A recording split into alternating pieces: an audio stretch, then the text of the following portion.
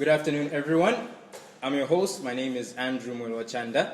Today, the Zafu ISU has organized a special meeting, and we have a panel of guests today.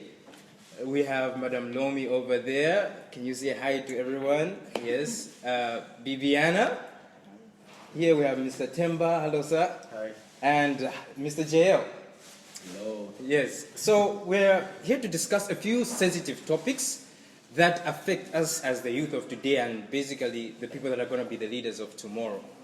On the table we have harassment, and we also want to look at HIV and AIDS and sexually transmitted diseases.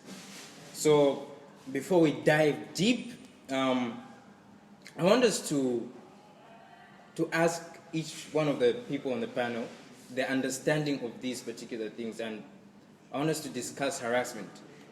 When we speak of harassment, we're talking about, it might be gender-based violence, it might be sexual harassment and various areas. Has anyone here been harassed before? Faced any sort of harassment that they would like to open up about? Mr. Temba, have you ever been harassed before? I have never been harassed. You've never been harassed, or have you ever witnessed firsthand seeing maybe someone that you love, a close friend?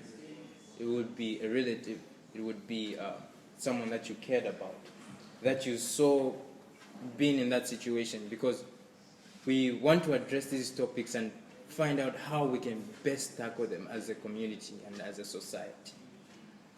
Ma'am, I think because I don't want to be stereotypical or anything, but I believe women really get to face a lot in this particular area. And I wanted to hear if any of you has ever encountered something like this.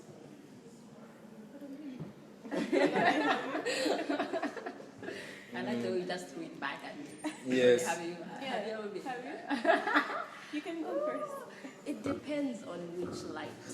Okay. You know, because harassment is broad. It's not as As narrow as we narrow might as we see. put it, like in what terms. Let's say small things that people do every day. Maybe they say guys inappropriate behavior. I think each one, every girl, if they say they haven't, even no matter how little, I think that's not true. We have been kind of made to feel uncomfortable.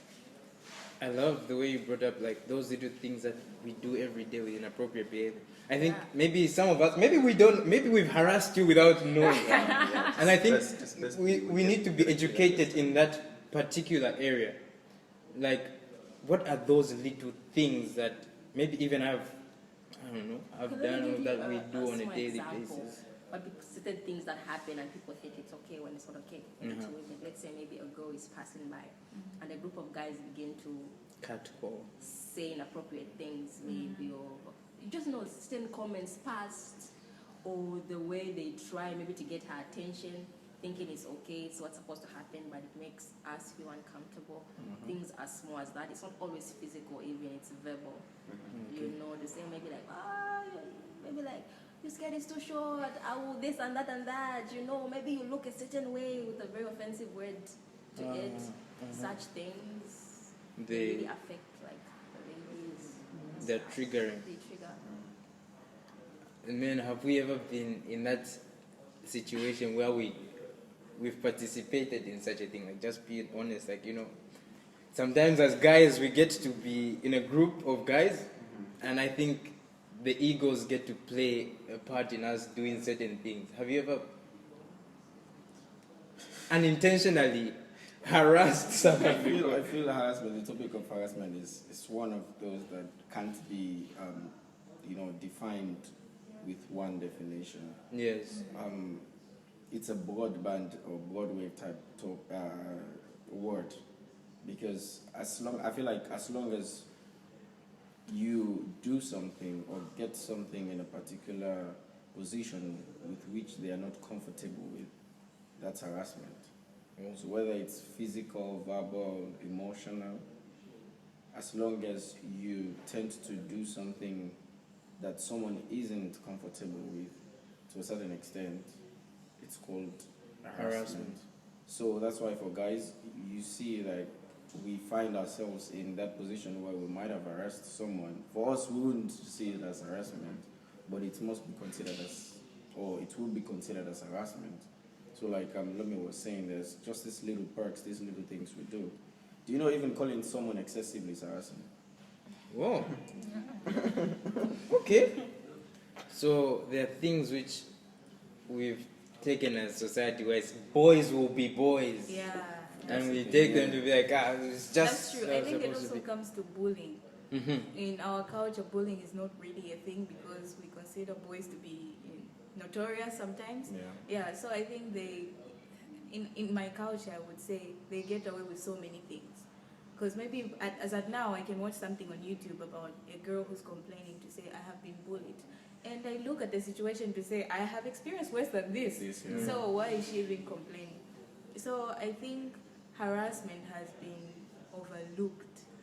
And sometimes we see it to say, maybe that's how they are. Or maybe they'll grow up. Yeah. Mm.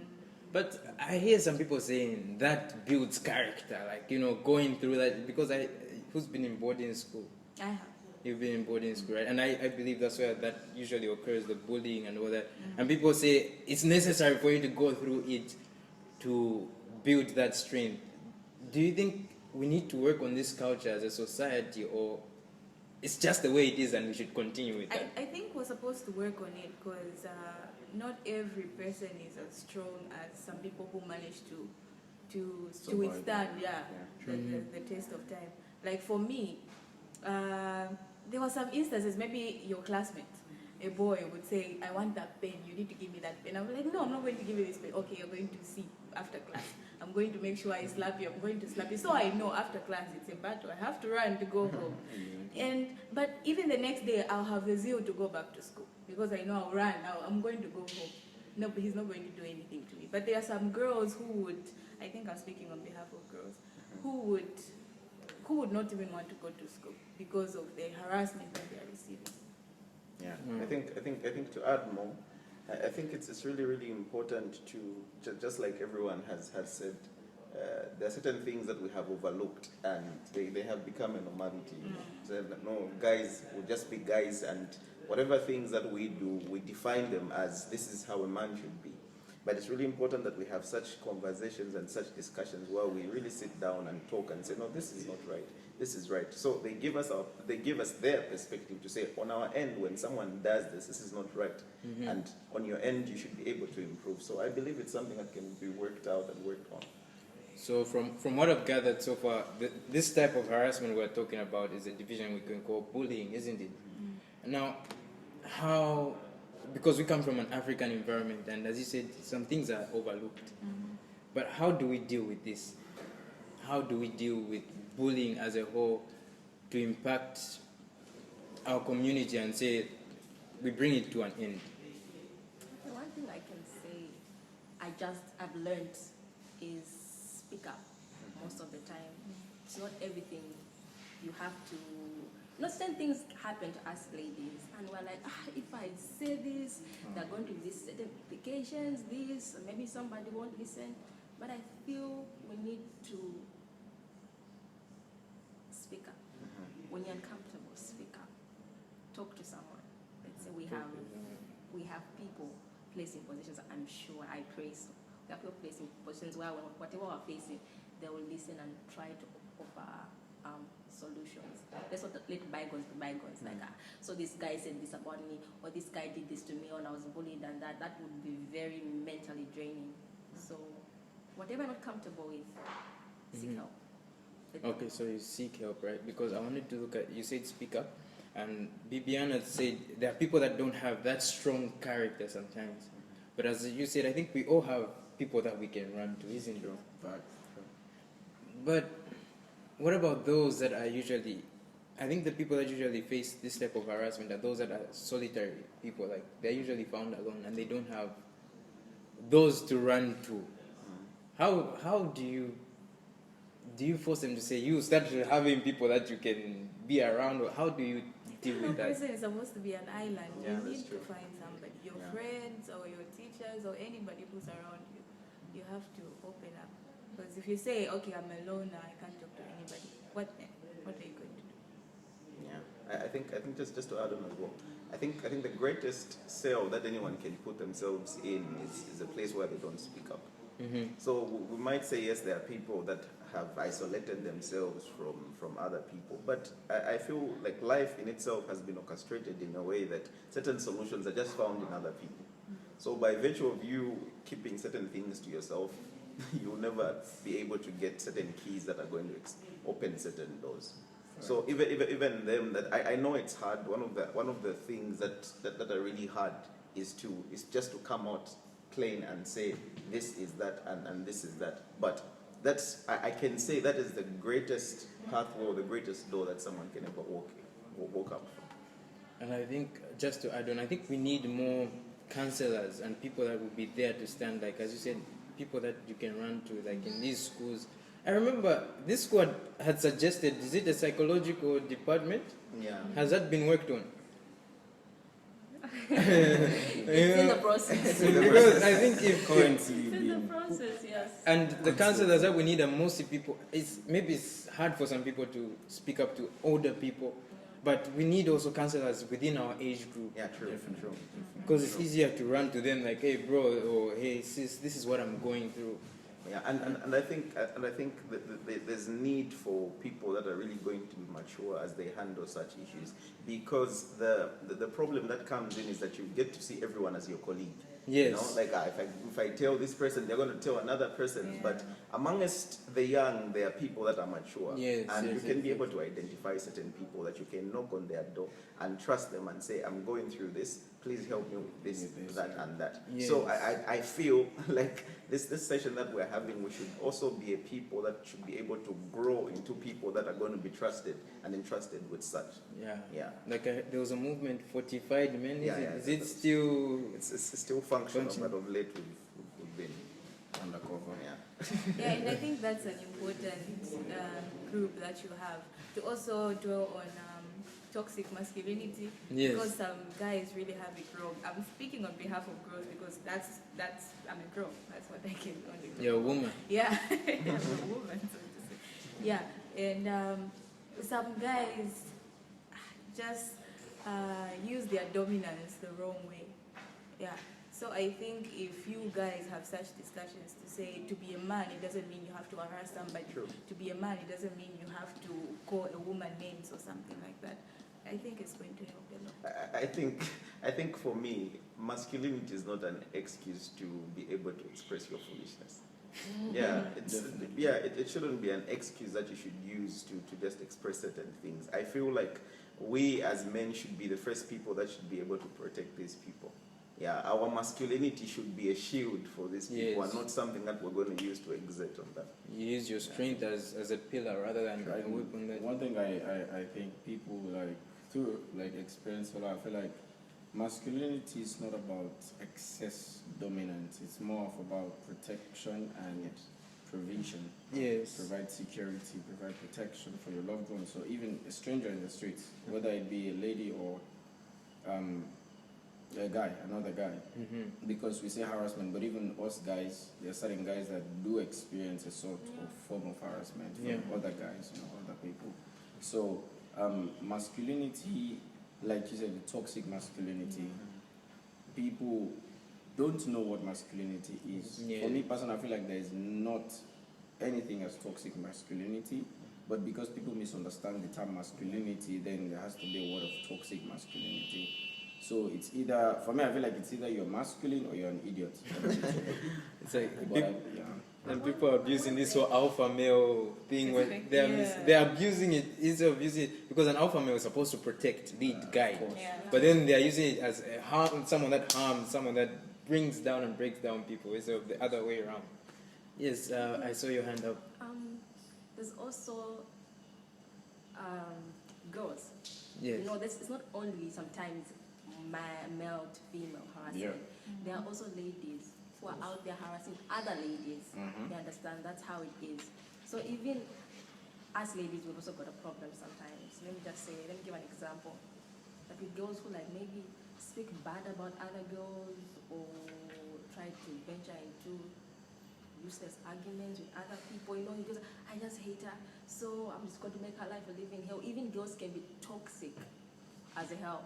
So even that harassment, like it's not only female to male. There's also we females can also get very toxic, even to males. Yeah, even towards males Because we take the advantage. I'm a lady. I've got rights to be mean. I've got rights to be toxic because I'm just female and you're a man. And if he reacts, then he's being a bully or something. So even us, like ladies, we have to.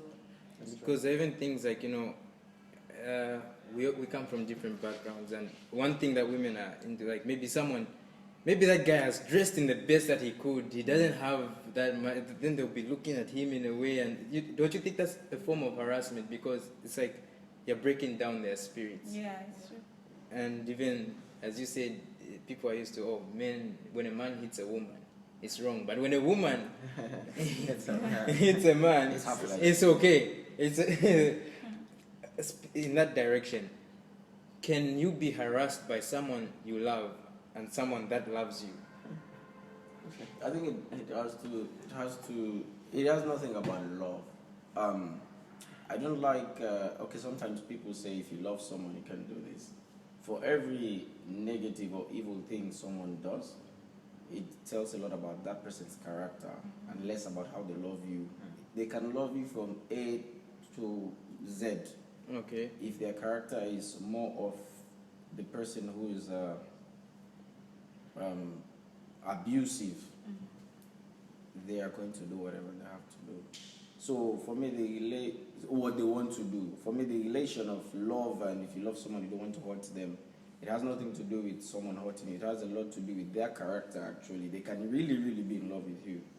But if their character is not as pure as saying, I shouldn't harass this person, they would still beat you up or hit you or slap you. And that goes for both female and male. If you find a man whose character is not well groomed, you find him beating you all the time. If you find a female whose character is not well groomed as well, you find her slapping you during arguments and you're not expected to hit back.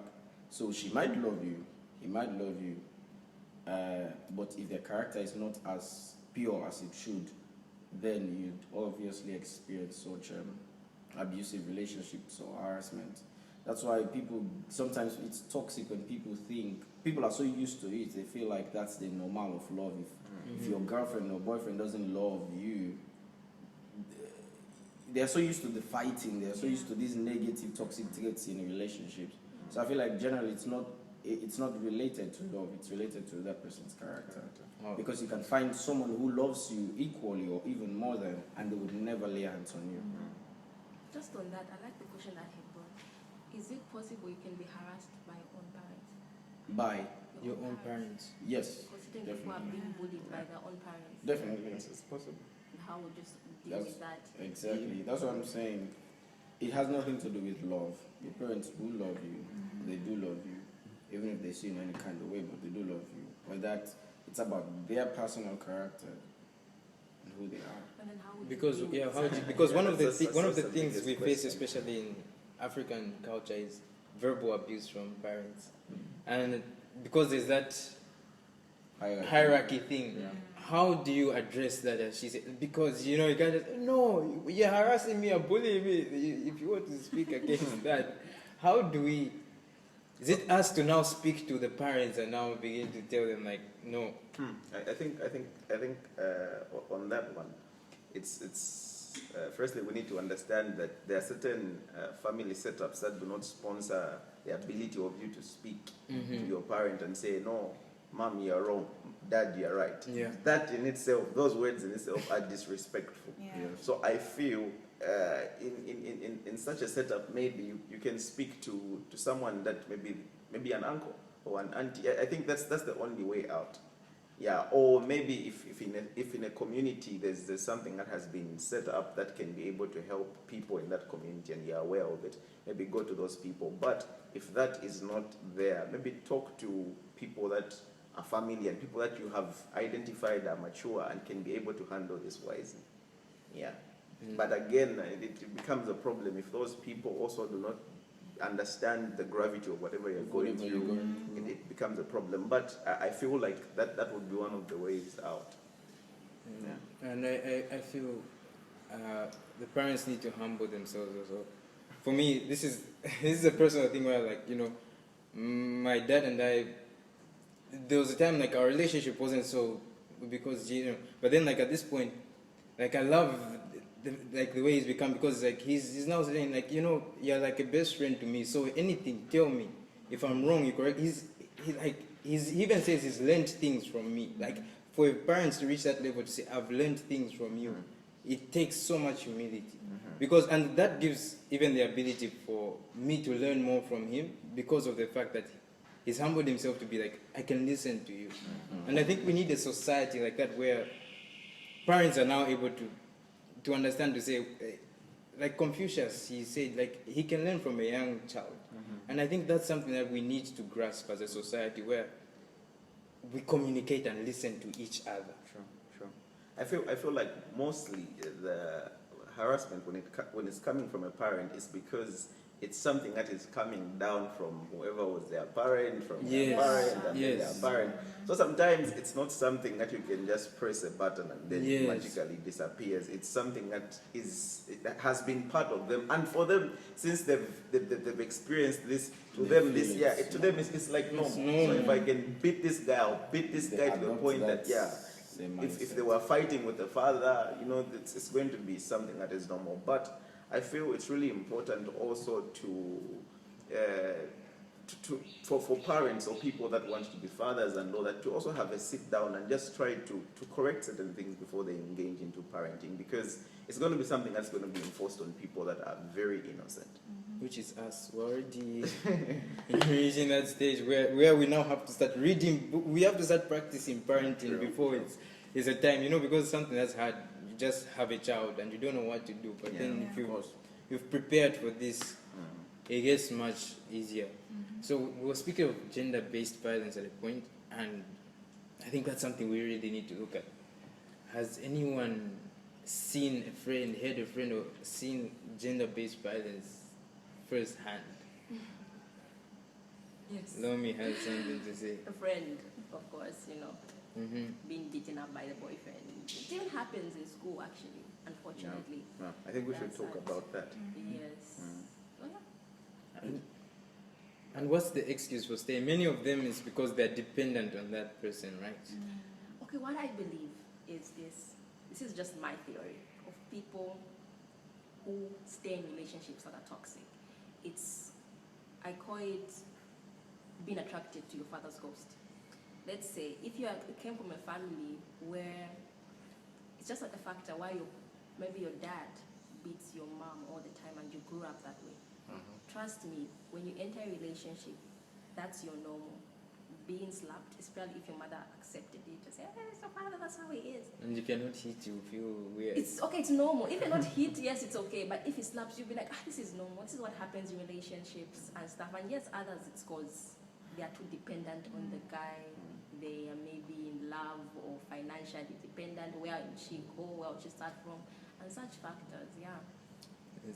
I remember some years ago in our country, Zambia, I read in the newspapers, a very prominent minister, he had said, beating your wife is a sign of love where I come from. And it's basically something that has been... I also heard of a certain culture in a certain country where, like, if you don't beat your wife, then you don't love her. So this wife was nagging the husband, why don't you beat me? Why don't you? Like me, I can't. Because, the man, according to his belief, he said, no, I can't beat you. So one day, like people just came to the house, and then, why don't you beat me? The man beat it. She was so happy. You know, because these are mentalities that have been planted. Yes, it's a mentality. And people, sometimes, like, if it comes to spouses, men, they treat their wives as if they are their children. There was a man that I used to work with, like, first I'm going to use my language, my local language, like, ngatare umfa kumuma. Like when she's misbehaving, you have to hit her, you have to beat her so that you train her up. You're like, yeah, speaking of your wife, like, you know, I think even this same hierarchy thing, people have misunderstood when it's like, you're the head. Yeah. People think when you're the head, you're now an oppressor. And yeah, sometimes it's the other way. It's us women who actually want to be like that. Like, you want to be so under him, and anything he can do, you can condone it. and you become so used to that. And I think maybe we have different definitions of love, like you have said that example of that woman. For some, they are so accustomed to that, it's their normal, so they just want to be like that. Beaten. Maybe that. So now, if you have a friend, how do you get? Because I think sometimes we might sit here and we say, "Oh, you tell them, you tell," but I think on a practical level, these things are harder than they seem. How do we tackle this from the root? I feel like if someone is your friend, you should be able to have people in your life that are going to look you in the eye. You should be able to have people in your life that you can joke around with. You should be able to have people in your life that are going to look you in your eye and say, what you're doing is foolish. You need such people. And if you don't have such people, you still continue to be constrained, because the problem comes in if you only have people that you laugh with and laugh with till the end of time. Yes. You will laugh till you're dead. You see that? Yeah, you will laugh till you're dying, and then now you're in a coffin, and then you're smiling, and you're in pain. So I think it's really important to have friends or people, even within the premises of the school, that can be able to tell you, so, no, my friend, what you're doing is wrong. This person doesn't love you, and ABCD, not because they are doing it because of their own, because they love you. Yeah, so we should be able to have such people in our circle. Yeah, and also evaluating relationships. Like, what are the positives of this relationship and the negatives as well? I think that can help you know why you're staying. Because these are the questions I might ask a friend to say, why are you staying? What are the good things? Yeah, you love him, but what are the other good things that you admire about this person? At the end of the day, I should admire so many things about you for me to be balance. Yeah, for me to be in a relationship with you. But maybe we're speaking on a university setup, and it's a bit much easier to handle. But then here's a woman that's been married to a man 10 years. They've had 3 kids together. He's the one that has basically helped her family this side. How do you tell that woman? This is the thing about human beings. We are so afraid of change. If I'm married to this person and I have been with him for 10 years, I know him.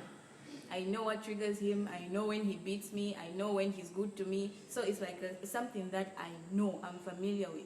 So when I think of leaving him, where do I start from? It's the fear, like, what am I going to become? The shame of also being divorced. And I think it's also something that makes women stay. Like, you're just so ashamed. The fear of starting over again. The fear, you're so afraid. Am I going to get married again? It's better I'm with him because I know him, other than going to start over again. So we shouldn't be too scared. What are you scared of? Scared to be free? Because as you said, there's this statement in our language where they say, when the marriage fails, they blame it on the woman. And I think people are afraid of that shame. Yeah, the shame.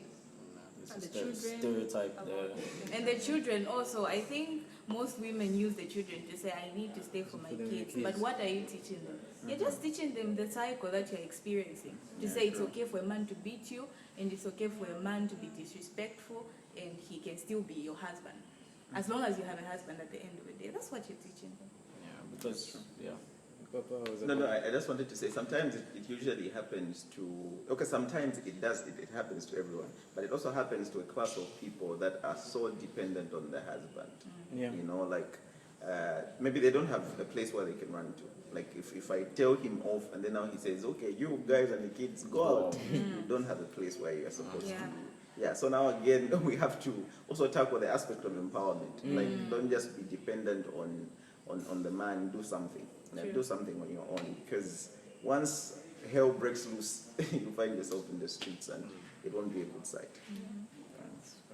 So I think one of the things, this is a statement that I always say, the biggest development we need as Africa especially is, it's not infrastructure, but mindset. So I think if we could set up structures we start planting seeds from the time people are young, we start building. Look at China. China is able to move forward together because they've planted a similar mindset. And if you've given women also the chance to be self-sustainable, I think it also, though now, it gives them the chance to stand for themselves when they're faced with such danger. So we're talking about harassment, and I wanted to go into sexual harassment. That there's rape, there's defilement, there's even all sorts of things, verbal. Oh, it's really sensitive. Yeah, it is. I don't know if I should say how do we deal with it, or have you heard of certain situations, or again, does anyone have a story to share in that particular light where they felt they were endangered? Nomi. Why? Why do I There was a look in your eyes that it's like you've got a story I from me. was, no, I was understanding. And I want, I was understanding what you're saying. like,